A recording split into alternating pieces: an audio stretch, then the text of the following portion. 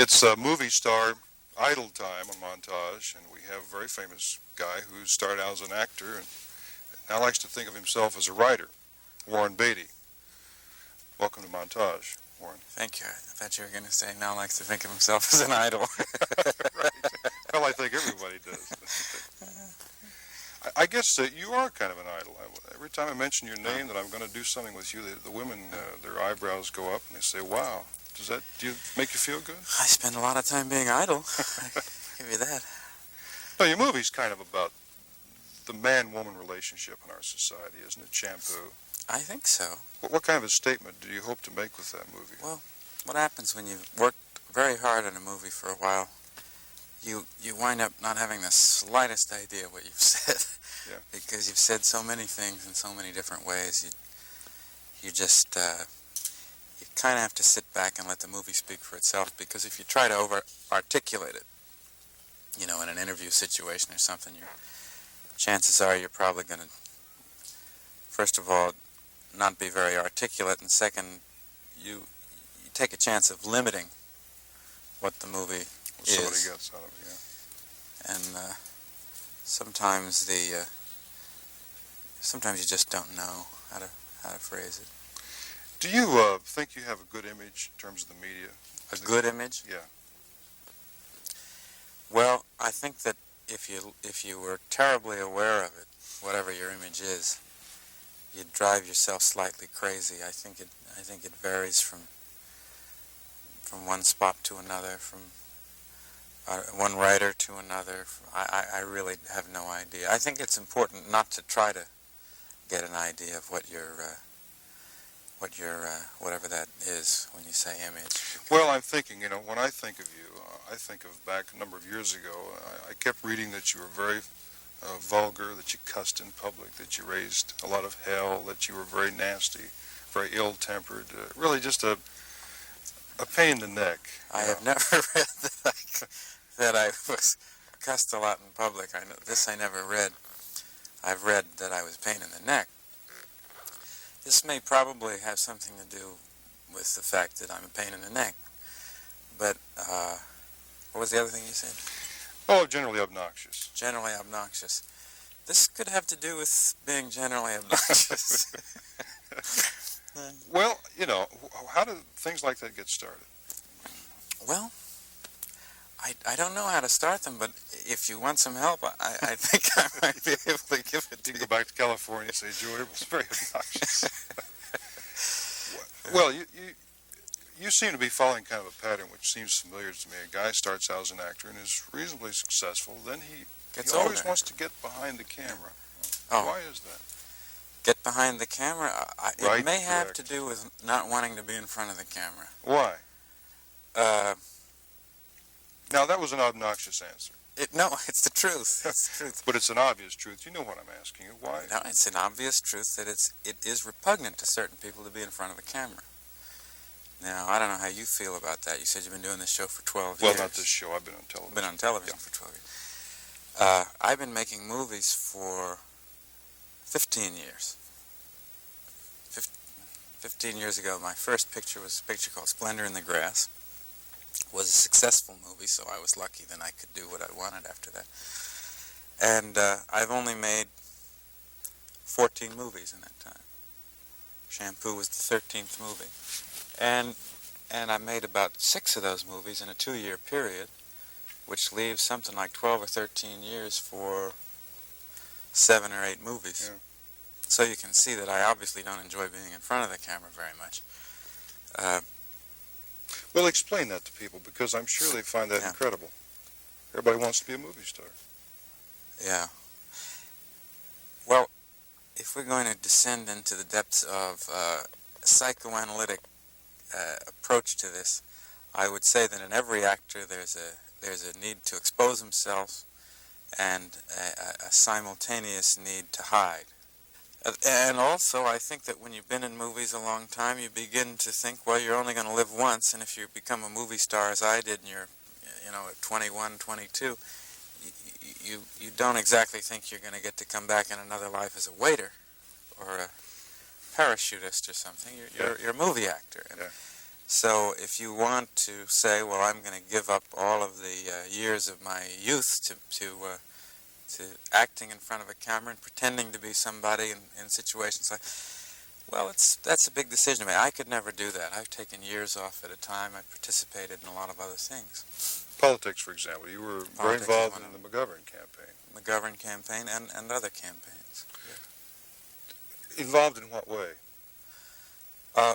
Well, you tell me the campaign and I'll tell you the involvement. McGovern was, I raised an awful lot of money in the McGovern campaign, and I mobilized a lot of the people in movies and in music at the beginning of the campaign when people really hadn't heard too much about George McGovern. But there was a need to coalesce around a candidate on that side of the Democratic Party. And your movie, Shampoo, kind of weaves in a political theme. I know somebody told me that you think it's a political movie. Who said that to you? Somebody at the theater, I don't recall who it was. Did I say it was political? I think any movie's a political movie. You know, a Disney movie is a political movie by omission or commission. Most all movies have some political statement to make, whether they make it ineptly or not. I think that Shampoo, if you do a movie that takes place on Election Day 1968, it's political in some sense or another. I mean, I hope it's not a heavy-handed political movie. I mean, it's a comedy, basically. Yeah. It's a movie intended to point up in that specific time and place the various mixing of political and sexual hypocrisies. You could call, well, the phrase that Kate Millett uses sexual politics. Or sexual politics, the politics between men and women are difficult to separate from the same sort of hypocrisies that appear between the rich and the poor. Or you mentioned Kate Millett. A woman mentioned to me after she had seen this movie that the feminists would enjoy it and think it was a good movie because it reverses roles. You play a hairdresser who, I read this morning, was kind of the dumb blonde. Yeah, so I think there's some truth. Was that intended? Yes. Okay, I want to get you cornered. No, we screwed that up. That happened by accident. Yeah. No, we intended that. Well, is that a personal statement you wanted to make, that you have felt like a sexual object yourself? About me? Yeah. Have you felt that you are a sex object, Warren Beatty? No, I don't feel that I've. I don't think that I've very often allowed myself to be used as a sex object, but I don't know. Maybe I have. It's a kind of a peculiar sort of a question, because when you create a character, and then when people say, well, is that character you, or how much does that have to do with you, it's really a question to avoid, because they're going to ask you that on every movie you do. Yeah. And I get asked that question more about this movie, obviously. Well, but except this movie more paralleled things I've read about you. You know, the stud image and running around and jumping from bed to bed and... Well, this is very kind of you, and I'd like to come back again on your show. Well, you know, are you not... Come on, you're aware of that image, and you probably, I guess, you like it because you thanked me for it. I guess every guy wants to be known as a stud, but... As a stud?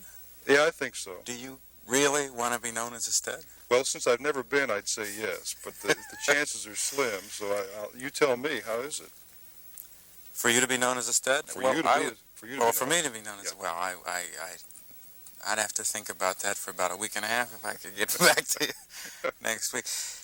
The sexual politics in this movie, I think, have to do with the fact that not only is that George, the character that I play, the hairdresser, used as a sex object, but so are the women. Yeah. It's 1968, a period, a time that well precedes the real enlightenment of the women's movement. I'm glad that the women that spoke to you, feminists, said that they did like the movie, because it doesn't really put anybody in a very positive light. Any of the male or female characters, they're all kind of silly, frivolous people. Yeah. And I don't think that makes it a silly, frivolous movie by any means. But I think it's, that's the most affluent community per capita in the country. And it's really a movie about what they don't notice, what they don't do. Nobody in the movie votes,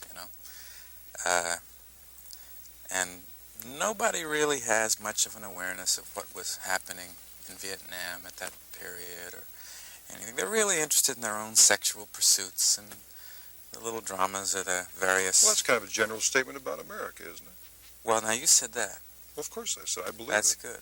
I'm glad you said that. Don't you think so? I tend to agree with you. What do you think about our country today? You happy with it? Am I happy with it? Yeah. Well, that's a very general question. I'm happy with it. I think it's... Well, let's take it piece by piece. Yeah. Nobody's happy with the economy, of course, but politically, the structure of our politics in this country. What I feel is that we're potentially in the healthiest period that we've ever had politically, and that we've, because of some unfortunate things, we now have the chance to clean the country up politically in a way that we've never had before, because now the consciousness on the part of the public as to the relationship between money and politics is greater than ever. And that couldn't have happened had George McGovern won, could it? Well, it certainly couldn't have happened without Watergate. I think the country would be better off if George McGovern had won. I think the country would be better off without Watergate. But the important thing is not to let Watergate recede into the past and really not change the relationship between money and politics. Do you have a hard time, or as you feel have a hard time, making people take you seriously? Is that a thing that bothers you? You seem to be very defensive about getting serious and a little wary. Defensive about getting serious? You seem a little wary that you don't want to come off being too serious, and yet you are quite serious guy, and you have a lot to say, and you obviously feel a lot. But you seem a little hesitant to get into it. Well, I don't think I have a problem getting serious. I think you think I have a problem getting serious. Well, it's not a problem. I think it's just a technique you feel you need to do, because like you're... I don't understand why, if you feel you made some statement in your movie, why not say it? Here's what I wanted to say, and if you don't see how I did it in my art form, I'm sorry, but that's what I wanted to say. Well, I think that might be a more direct way of doing it, but I'm not a terribly direct person in that particular aspect. Because a movie's like a souffle.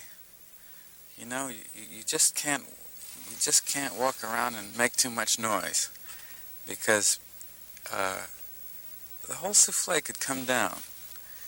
And when you spend a long time, and it's not only you, but the group of people that you're working with, you can be very heavy-handed with something that's very delicate. So maybe I'm a little bit more protective of that souffle than I should be. I'm pretty direct when I speak on a political subject, I think. Right, yeah. Because politics and art are really different in that you can be very propagandistic about politics. You can be very practical, and in politics there's constantly compromise. That's what politics is the art of compromise, really. But in a movie, you try never to compromise. You try to say things exactly the way they are. Shampoo embarrasses me on a lot of levels. A lot of the sexual things in Shampoo are sort of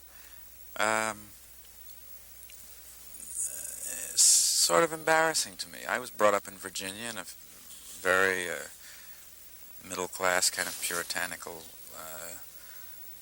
life. Well, one last question. Is your financial future riding on the success of this movie? I read somewhere to that effect. Is that true? Did you really read this somewhere? I said that it said that you were very uptight that it'd be successful because you have all of your money sunk into it, and if it doesn't, that's the end of Warren Beatty. You read that somewhere? Yeah. It's insane. I don't have a penny in it. Okay. and my financial future has nothing to do with the picture at all. Naturally, if the picture's successful, I'll make some money out of it, but I've already made a lot of money out of it. Right. And, yes. Okay, Montage just put a series of rumors to rest, and Warren Beatty, thank you very much for being with us. Thank you. Montage will be back in just a moment.